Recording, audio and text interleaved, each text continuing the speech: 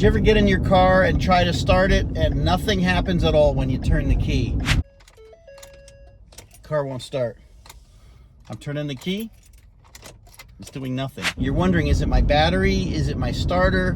If you have a Ford Escape or a Ford Expedition or Ford Explorer, there's a system in that vehicle called PATS, P-A-T-S, and that stands for Passive Anti-Theft System. It prevents someone from stealing your car. Take a look at your dashboard.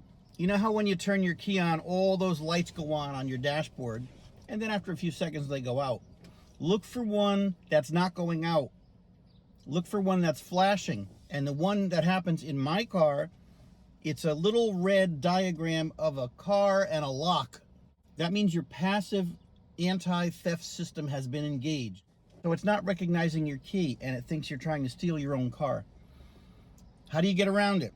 Really, go to a Ford dealer or check your manual, but you're probably out somewhere like at a gas station or a store and you just want to go home. So here's the tricks I do to bypass mine. Take your key and you lock it 4 times.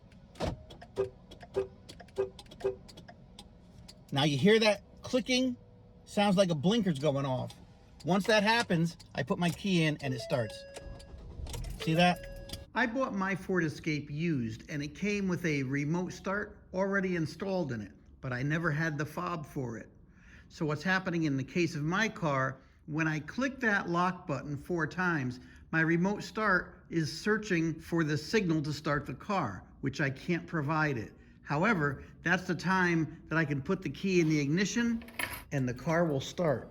Other times when that doesn't work, I have to lock it and then it starts clicking and then I unlock it with the remote and then it starts.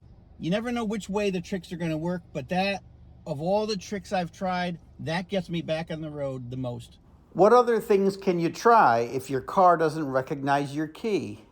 Disconnect the battery all night and let your sensors in the car kind of die because there's no battery. Then in the morning you hook it back up and you reprogram your key.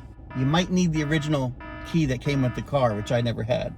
So I'm not doing that one. Another trick is to put your key in the door. Lock your car, unlock your car, relock your car, and it starts to recognize the key. Another trick is to put your key in the ignition, turn it on, and wait 3 seconds, then take the key out.